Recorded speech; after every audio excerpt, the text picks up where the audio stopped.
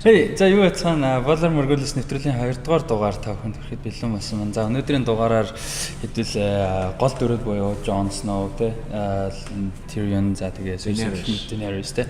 Ерөнхийдөө гол дүрүүдийнхаа одоо хаусууд гэр бүлүүд тэр гэр бүлийн үүслүүд за тэгээд Westeros TV-д ямар хүмүүс анх одоо ирж ирсэн. Энэ ерөнхийдөө энэ гэр бүлийн үүсэл болон бодит амьдрал дээрээс одоо ямар түүхтэй ямар үйл явдалтай одоо адилхан бэ гэсэн ерөнхийдөө талаар ярилцах гэж байна. За тэгээд ер нь юугаар эхлэх вэ? Анхны эхлээс нь ер нь эхлэх үү? Ерөнхийдөө твд хүмүүс хизээ сууршиж эхэлсэн байдээс эхлэв л та. За Westeros Essos гэж хоёр төв ерөнхийдөө байна. За тэгээд Westeros дээр гол үйл явдал болж байгаа. За тэгээд Westeros-ийн анхны одоо хүмүүс соёлын эмчилгээ юмс ихсэн бай. За Westeros ч анх ерөөсө хөнгөө байсан байхгүй юу? За хүн төрлөختөн ерөөсө анх сууршаагүй байсан. Анхандаа бүгдээрээ Essos дээр амьдардаг байсан. Тэгээд хамгийн анхны Westeros-д амьд ирсэн хүмүүсийн first man буюу анхны хүмүүс гэж нэрлэдэг байхгүй юу? Тэгээд энэ хүмүүс нь бол ингээд Arm of Dorne буюу Dorne-ы гар гэдэг тийм юуны одоо Westeros болон Essos гэдэг хоёр тийм холбдог байсан тийм газар зүүн бүтц. Тэгээд газар зүүн бүтц байсан. Манайхаар нөгөө дэлхийд дээр Alaska Орос юу гэж Bering-ийн Орос. За ерөнхийдөө бол тэгээд ойлгочих болох байх. Тэгээд тэрүүгээр хүмүүс анх орж ирээд ерөнхийдөө анх Westeros хуршаад тэр иргэншлийн үнд зүрэг бол тавьсан байдаг. Тэгээд тэд хөөх ингээд байжсэн байхгүй юу? Гэсэн чинь ардаас нь андаалууд тэгээд илүү тийм хөгжингүү технологи гэх юм уу. Илүү одоо манайхаар бол баг дундад зунлууд өгсөн биз дээ. Тийм хүмүүс орж ирсэн. Манайхаар л гэдэг нь дэлхийд дээр бодит үгээр манайхаар шиш манай улсынхаар гэж. Юу тэгээд андаалууд бол анхны хүмүүсийн хамгийн том ялгаа нь юу байсан бэ гэхээр ингээд анхны хүмүүс чинь ерөх шовтон зэсэн үүтэй зэвсэгтэй тийм хөрл тийм хөрл штааштай. Хөрл зэвсэгтэй хүмүүс байсан. Гэсэн чинь андаалууд бол ингээд төмөр зэвсэгтэй байсан. Тэрүүг амар амархан ялна шүү дээ. Ган. За ган. Тэгээд нөгөө нэг 7 pointed star гэж шашинтэй шашны ялгаас амар гарч ирсэн юм аа. Шашны тухай бас тусдаа дугаар байна тий. За ерөнхийдөө бол тэгээд гуравт нь Rhaenyra гэдэг нэг баха илүү хүмүүс орж ирсэн байхгүй юу? Тэнд явж байгаа. Тэр нь юу гэхээр ерөнхийдөө бол Rhaenyra гэдэг нэг тийм гол байдаг байсан. Essos тэр голочтой дагдаг байсан хүмүүс нь тэрнээсээ зугтаж яваад ерөнхийдөө Westeros-ийн одоогийн доор нь хамгийн өмнөд хэсэг дээр нь хурж ирээ тэнд суурьсан. Тэгээд яг ийм үндсэн 3 иргэншил бол Westeros дээр одоо ингэж суурилсан. За тэгээд First Man бол ерөнхийдөө одоо Stark-ууд за тэгээд ер нь хойд нутагт амьдардаг хүмүүс бол одоо First Man-ы одоо одоо мод те ер нь бол тийм байдаг санагдаж байна. За тэгээд ер нь руу орох уу? Том гэр бүлүүд хаусууд эднэрийнхээ эхлэл бас Iron Island-ийг ясаач зүгээр бодож байгаа байхгүй юу? Яг тэгвэл Iron Island буюу төмөр арлууд чинь бас сонирхолтой шүү дээ. Яг тэгвэл ингээд тэр хүмүүс байдаг. Гэтэ тэр хүмүүс ханаас ирсэн хийж мэддэггүй байхгүй юу? Яг тэгвэл ерөөсөд түүхийг бичдэггүй байсан гэх юм уу шин. Одоо ингээд ерөөхдөө Westeros-ийн одоо үйл явдал түүхүүдийг ингээд бичиж хадгалаад тийм ягаад амар тойруулаа гардаг хүмүүс нөө мейстрүүд байдаг байсан сэтэдлийн. Гол нь энэ мейстрүүд чинь төмөр арлууд маш саяхан орж ирсэн. Тийм түүнээс өмнө ерөөсөө төмөр арлын хүмүүс ингээд ерөөсөө өөрсдөө түүхийг бүр амар детальтай бичдэг байсан тулдаа ингээд эдгээр ханаас ороод гараад ирсэн гэсэн тийм юу байдгүй тийм баттай exposure ерөөсөө байдгүй. Магадлалаар баг First Man л хат те. First Man байж магадгүй. Илүү жоохон тэр талтай тийм. Эсвэл дэлхийн бүр их болоо заадлаас нэрсэн хүмүүс ч магадгүй. Тэгээ нөө нэг тэр ерөөсөө айгуу сонирхолтой. Тэр Arya нөө нэг season 3 дээр л дурддээ шүү дээ. Баруун тийшээ згсэн явж үзмээр байна гэдэг те. Westeros-оос цаашаа юу байдгийг ерөөсөө тодорхойгүй шүү дээ. Тэрийг бол тэр бас нэг тийм сонирхолтой хизэж дурддаж байгаагүй. Бид нар ихний дугаар дээр ярьсан шүү дээ. Sarthorius тэгээд Ulterius Wolfos гэдэг хоёр өөр тип байдаг. Одоондоо бидний мэдчихээр. Гэхдээ зохиолч маань дэлхийн бөөрхи гэдгийг бол хэлсэн. Тэгэхээр та цаана бас өөр том төвөж байж магадгүй тий. Нэг бол тэнэг том далаач. Эсвэл тэнэг том далаач байж магадгүй. Ямар ч сан баруун тал руу юу байгаа нь бол тодорхой. Тэгэхээр Iron Island-ийн хүмүүс бас тийм байх магадлалтай тий. За тэгээд эхний сизон ерөнхийдөө хамгийн том одоо тоглогчид тий гол том гэр бүлүүд бол Stark, Lannister, Targaryen, Baratheon.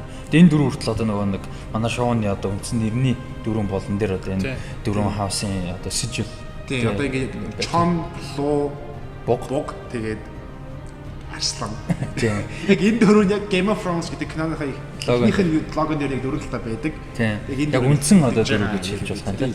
Яг гоо энэ дөрвийг ингэ энэ дөрвөн гэр бүлийг ярих юм бол Stark, Lannister хоёр бол одоо эртний гэр бүлүүд шүү дээ тийм. Тийм одоо яг ингээд яг зөвхөн Westeros гэдэг ингээд бид ингээд үзээс авах юм бол Stark-ууд бол эртээр үе шүү дээ. Одоо Targaryen-д ирэхээс өмнө Winter Kings гэдэг тийм өвлийн хаад байсан.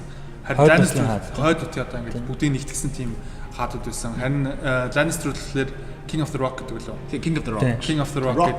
Rock Kings. Заамарчсан тэгээд ингээд өөрсдийг Kings Dwayne Johnson хэвчээ. Өөрсдийг тийм хааны одоо хаан тустай тийм хаадууд байжсэн чинь Targaryen дэрсэн тийм. Тэгээд Targaryen-ыг ярихаас өмнө талаас нь Valyria гэх хэрэгтэй баг тийм. Тийм одоо Aegon Targaryen хоёр дүү одоо юутай дүүтэйгээ тийм. Ер нь бол дүү их нэртэйгээ тийм.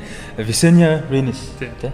Тэр хоёртой ирэхээс өмнө бол Targaryen house чинь Valyria гэдэг одоо баг тулцсан ерөөсөө хөгжлөн тулцсан нөхдүүдийн жижигхэн хаус шүү дээ. Баг хинж шүү дээ. Тэгээ Valyria-гийн хувьд бол Aegon Targaryen одоо House Targaryen-ыг Westeros тавьчихсан өмнө бол Valyria гэж том одоо тулцсан тэгээ баг хөгжлөлтэй болсон жижигхэн юу н хаус нээсэн шүү дээ. За нэг зөв годомж аах шүү. Тэгээ Dragonstone бол ерөнхийдөө нөгөө нэг Westerosтэй наацааш харилцдаг юм болоо. Одоо төвн тий. Тэр их тайлбар татах юм. Ерөнхийдөө бол Valyria гэдэг эзэнт гүрэн байж байгаа. Эзэнт гүрэн гэж уулаад нэр freehold гэж нэрлэдэг юу юм. Valyrian freehold гэдэг. Яг ингээд нэг хаан өдөрдөг биш зүгээр нэг тийм юу гэж хэлээд одоо Ромын орчин республик конфедерац авсан юм уу? Тийм конфедерац авсан тийм нэгбэл ус байсан. Гэсэн чинь нөр Doom of Valyria буюу одоо Valyrian суурил гэсэн нэг тийм их хэмжээний юу одоо тодорхойгүй. Ерөнхийдөө юу тодорхойгүй гэхдээ баг компьютертэй адилхан их хэмжээний галтуудын дэлбэрэлт их хэмжээний тийм байгалийн амжигч болоод бол Valyria гэдэг ийм эзэнт гүрэн сүнсэн байдаг л да. Гэтэ сөнхөөс өмнө бол ингээд тэр үеийнхээ бүр амар тийм даавар нээсэн. Зөвхөн ингээд зэргүүч амар их луутай байдаг байснаас ч биш луугараа гээд алтартай байсан л да. Гэтэ хөгжил нь ер нь бол одоо соёл байна. Технологи, соёл технологи юм зөвхөн амар хөгжсөн тийм. Одоо гоё жишээ нь юу гэдэг вэ гэхээр ингээд Essos-ын одоо ингээд юуны замууд, худалдааны замууд бол одоо хүртэл Valyria-гийн үед баригдсан замуудыг одоо ашиглагддаг. Одоо ашигладаг. Тэгээ Valyria чи хэдэн жил өмнө өсөрсөн мэт. Дүм чи яг хэдэн жил өмнө. Сүүрэл чинь битгэхгүй тэгээд Атиа санаж байна уу? Санахгүй байна. За шараа болоо. Гэтэ Aegon за идрээ комент чичгүүлдэг үү? За идрээ комент чичээ. Байх ёстой үнэн тий. Яг амьд вики шүү дээ угаасаа тэгээд. Тийм. Тэгээд тэр бол ерөнхийдөө House Targaryen-ы одоо үүсэл. Тэгээд House Targaryen-ы чинь юу гэдэг шүү дээ. Анхны нөгөө House Targaryen-ы гишүүдийнх нь нэг нь зүүдэлсэн байдаг шүү дээ. Doom of Valyria-г зүүдэлсэн байдаг шүү дээ. Тэгээд юу руу одоо Dragonstone руу явах хэрэгтэй гэдэг. Valyria-гаас нүгээд тэгээд тэр House-аар Targaryen House чинь юу руу нүүжсэн гэдэг шүү дээ. Зөвхөн Targaryen-Stone л нөгөө 3 House байсан шүү дээ. Тэр чинь Valyria Targaryen, Velaryon, Celtigar гэдэг энэ гурав тэгээд гурав нийлээд Valyria хаяа. Номын уншиж хаад гарч иржсэн тэр Velaryon чинь Stormlands Stannis-тай холбоотой гарч ирж байлаа тийм. Тэгэд энэ гурав яг Dragonstone гэдэг нэг арал байгаа. Тэн дээр анх суурьшсан байхгүй колоничлсан гэх юм аашээ. Тэгээд ерөнхийдөө бол анхан шатндаа бол эдгээр зүгээр ингээд өөрөөсөө арлаа байж байсан байхгүй юу? Westeros-ын бусдуудаа тэдний харилцаа байхгүй зүгээр сайн уу баяртай гэл гэлэж идэг те. Гисэн чинь яг Aegon Targaryen гэдэг одоо хамгийн анхны Aegon зүгээр ингээд одоо 300 жил юм шүү дээ. Яг 300 жил юм болохоор ингээд энийг Westeros гэдэг энэ тийм эзэлчээр яадаг бол те. Ер нь эзлэх хэвээр байна гэсэн юутай л тийм. Жохон тэгэл why not тэгвэл яадын гэсэн байдлаа тэгээд ерөөдөө хоёр дүүгээ аваад гурван лугаа ашиглаад Dragonstone гэдэг жижигхэн галаас тэгээд Westeros гэдэг энэ хөө том тим эзэлж эхэлсэн байдаг л да. Ер нь Aegon-ы Conquest буюу Aegon Targaryen-ы 6 kingdom-ыг нийлүүлсэнтэй 7 дахь дугаар нь одоо энийг нийлүүлсэн талаар тусдаа дугаар хийж бол бүр детальтай болоод энэ дээр ялцсан. Тэрийг одоо ярих юм бол өнөөдрийн нэвтрүүлгийг хэдүүлээ амжих бах те. За одоо ингээд ерхэд нь ярих юм бол үйл явдал хийхээс өмнө нэг амар том үйл явдал болсон юу гэхээр эхлээд ингээд одоо ингээд өвлийн хаад ингээд King of the Rock гэдэг янз бүрийн ингээд хаадууд байсан. Тэднийг нь Aegon Targaryen хурж ирээд бүгдөөрингийн нэгээр ингээд одоо ингээд зоцсоор агаад балбсаар агаад бүгдөөрийн балбсаар агаад эзэлсэн. Гэтэ яг юу бол ивэр явсан ч юм байна. Ивэр эзэлсэн хоёр байгаа тийм. Aaron ч юм уу тийм. Арийн нэг бол маш ивэр үзсэн. Тийм. Aaron Stark-ыг ивэр авсан шүү дээ. Тийм. Stark-ыг ч гэсэн. За тэгээд Yavanda Dorne тийм. Тэгэхээр ер нь бол тэр тал дээр ярилцах бас зөндөө юм байгаа тийм. Тэгэхээр тэрийг бол Aegon-ы тал дээр бүр тусдаа дугаар хий гэж бодож байна. Тэгээд за House Targaryen-аас гадна Targaryen-тай салшгүй холбоотой нэг том бас том гэхэд хэцүү шинэ гэхэд хэцүү нэг хаус байгаа тийм. Тэр бол Baratheon. Тийм. За House Baratheon болохоор миний санаж байгаагаар Aegon Targaryen-ы bastard дүү Ботож дүү. Тэ Oris Baratheon гэж байсан гэж ярьдаг тийм.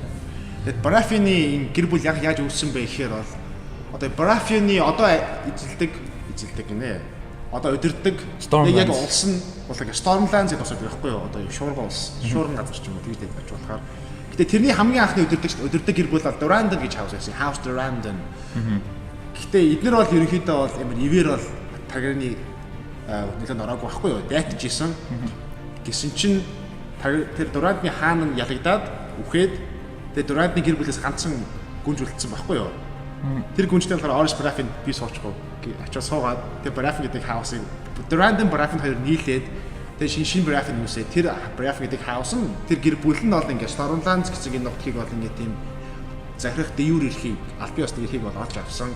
Тэгэхэд өөрийн гэсэн тийм гэр бүл болсон. Тэр нөгөө нэг хаусынхан юг одоо замшил тэгээд Seju тэрийн Orange Baratheon өөр авсан байдаг ч тэгээд үгийн одоо бэлэг тэмдэг болсон тэр буг гэдэг юм тий Hours of the Fury гэдэг үгийн тий тэгээд тэр нөгөө цайцын нэр чинь Storm's End тий одоо шуурганы төгсгөл тий энэ бүх соёл иргэншлийн одоо соёлын одоо өөртөө шингээж аваад яа тэгвэл өөр гэсэн соёлгүй гэр бүл байсан шүү дээ тэгээд ер нь Orange ч өөр ганцхан байсан шүү дээ тэгээд хаваад иж байхгүй шүү дээ тэр бол айгүй тийм зөв үйлдэл байсан юм тий за тэгээд нөгөө хоёр маань бол ялангуяа Шомны эхний ер нь нэгдүгээр үлрэлт бол маш том дөрүүдээ нэг ер нь цаашдаа ч том дөрв House Lannister тэгээд Starking гэр бүл тий за тэгээд Starking гэр бүлийн ер нь үндсэн түүх эхлэл Stark бол ингээд маш эртний гэр бүл тий одоо ингээд хойд зүг одоо анхны хүмүүсгээ түрүүн ярьсан шүү дээ тий тэр анхны хүмүүсийн одоо үр сав тэгээд тэрэн дээрээ нэмээд хойд зүгийг одоо ингээд яг одоо бүгднгийн нэгтгээд одоо удирдах чаддаг ганцхан гэр бүл. Өөр ямар ч гэр бүл гарч ирсэн бүлээмжшүүрч чаддгүй. Тэгээ зөвхөн одоо ингээд өвлийн хаадыг одоо ингээд бүлээмжшүүрдэг тийм хэцүү бүс нутаг. Тийм учраас одоо Aegon ингээд ялагдсан ч гэсэн Aegon хин гэдүүлээ. Torrent Stark ингээд хэрвээ чи одоо миний одоо ингээд юу болох юм бол хариад ингээд албат болох юм бол чи миний өмнөөс ингээд хойд зүгийг ингээд удирдах болно. Одоо Warden of the North гэдэг одоо тэр цолын үгээр. Тэгээ тэрнээс хойш ингээд 300 жилийн турш ингээд Stark гэдэг гэр бүл одоо ингээд хойдыг захирсан хിവэрээ байж хагаад үйл явдал маань эхлэж байгаа. Яг зөв. Lannister болохоор илүү сонирхолтой л доо. Яагаад гэвэл уул нь бол Lannister-ийн ерөнхийдөө ингээд удирдах газар эзэмшдэг газар бол их андаалчуд байдаг түрүүн ярьсан тий. Гэсэн мөрөд Lannister нь өөрсдөө болохоор тийм анхны хүмүүсийн гаралтай гэр бүл ахгүй юу? Тэгсэн чинь тэгээд яаж өссөн бэ гэхээр ингэж байгаа. Домог нь болохоор юу байдаг вэ гэхээр Lannister гэдэг хаус бол ингэ гэр бүл үүсчээд бол анхны хүмүүсээс ингэ галар үүсээг байгаад байгаа юм заяа.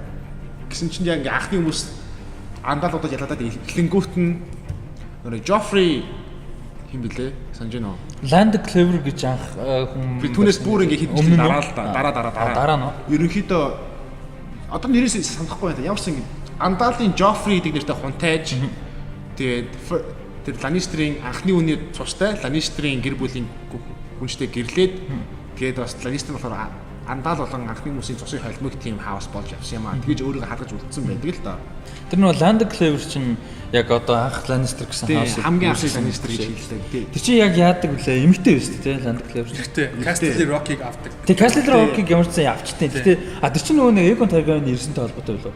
Гүгөө тэр чинь бүр ингээд тэрдэн 8000 жилийн өмнөх үйл явдал ахгүй Land Cleaver чинь бол нилээд дээр үе. Ямар ч байсан юуных нь Rock-ийн хаан өгсөний дараа яадаг юм шүү дээ. Тэр чинь би Tyrell-тэй амьдарсан юм дээ.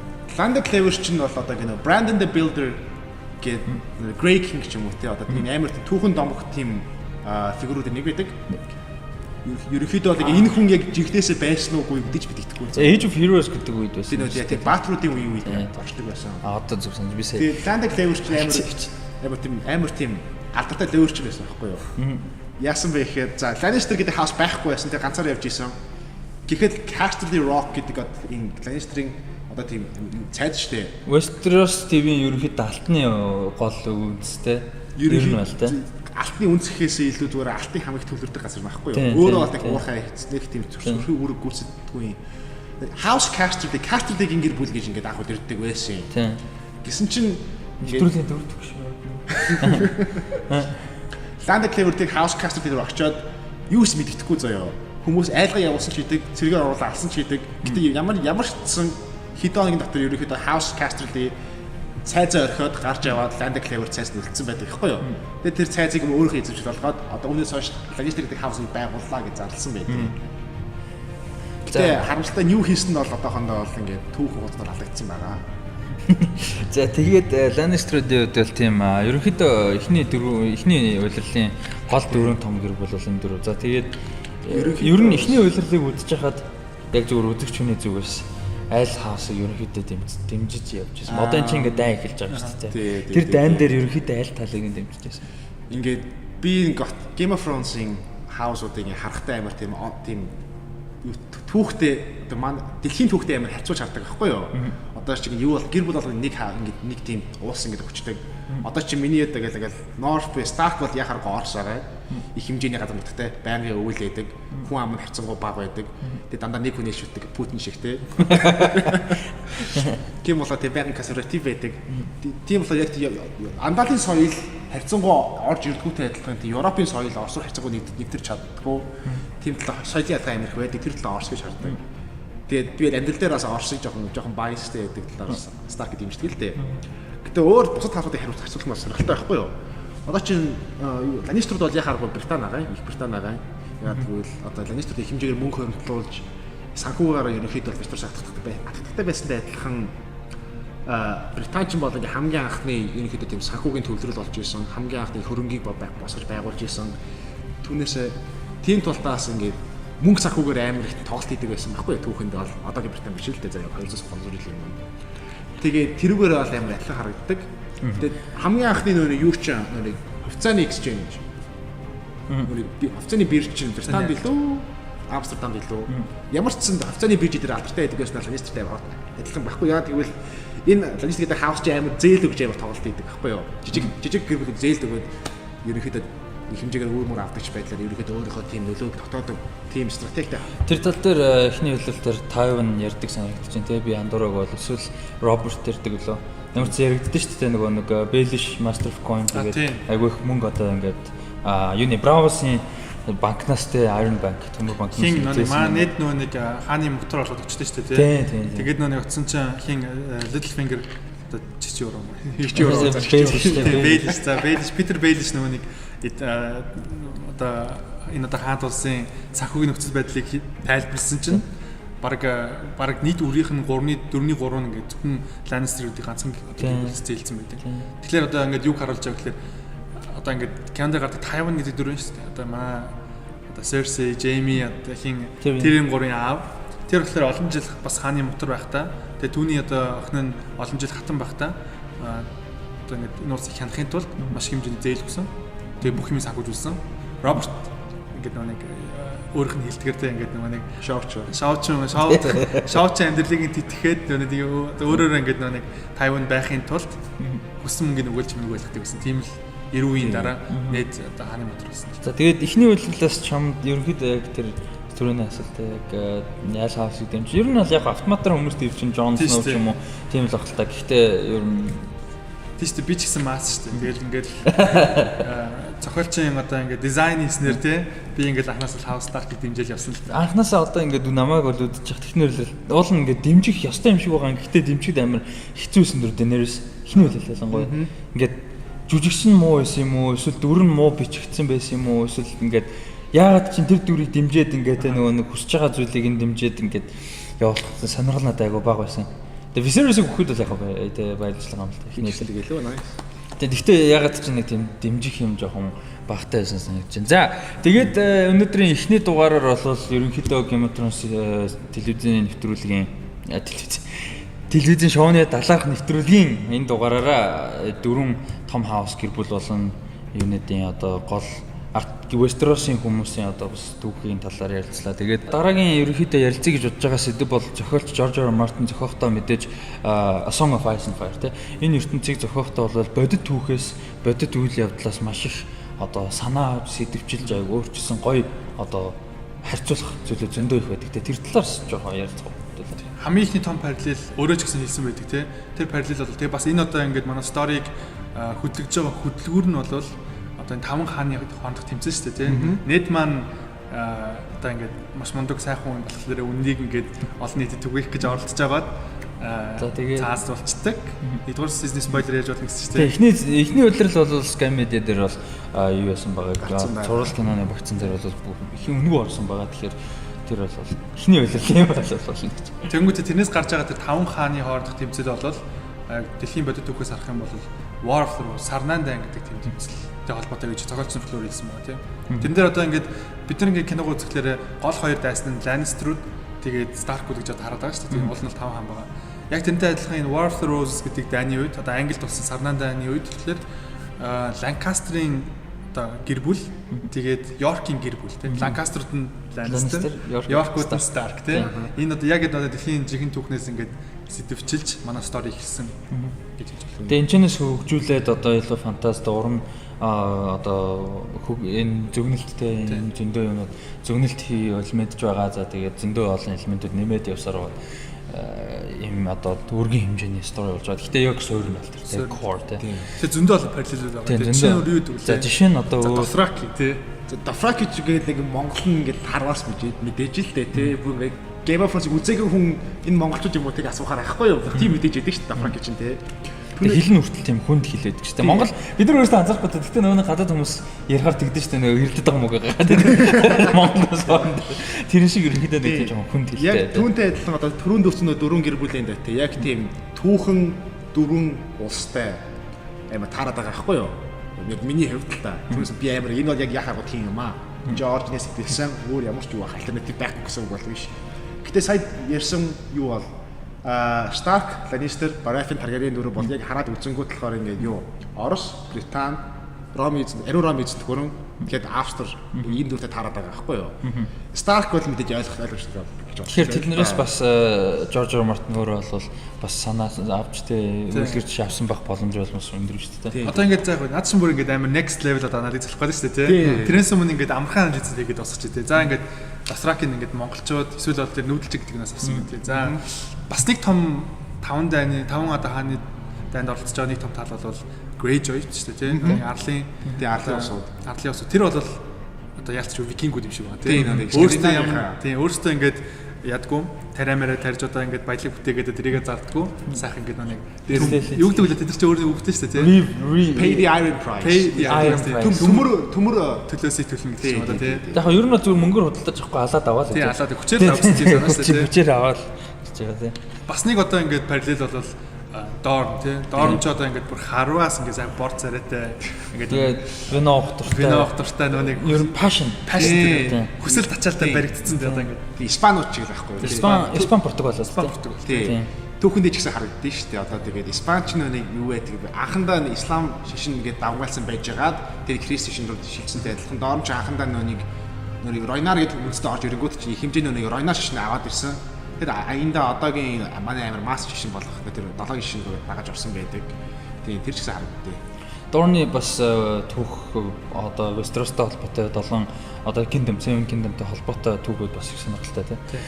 Янз бүрийн сонирхолтой. Айгу тийм нэг бусад улсуудаас айгу өөр тийм бусдаас айгу өөр.